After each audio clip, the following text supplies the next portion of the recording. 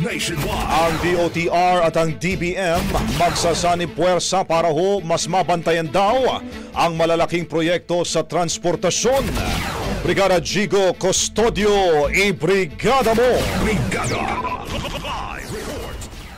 Nagkasundo ang Department of Transportation at Department of Budget and Management na palakasin ang pagbabantay at pagsusuri sa mga malalaking proyekto sa transportasyon gamit ang digital monitoring at aktibong pakikilahok ng mamamayan.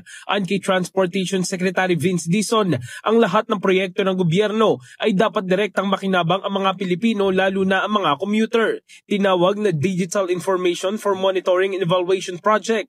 Gagamit ito ng modernong teknolohiya gaya ng satellite, drone at geotagging para makita ang aktual na lagay ng mga proyekto. Mayroon din itong mekanismo kung saan maaaring magsumite ng ulat at feedback ang publiko upang tiyakin ng transparency. Sa ilalim ng kasunduan, magbibigay ang DOTR ng kumpletong datos sa DBM tungkol sa lokasyon, progress sa target na timeline ng mga proyekto sa transportasyon. Kasama rin dito ang pagsusuri sa epekto ng mga proyekto sa kapaligiran at komunidad.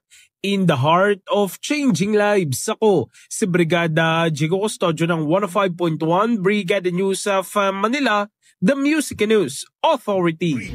Ang bahaging ito ay hatid sa atin ng Guard C Plus with Zinc Capsule. Always protektado ang kalusugan.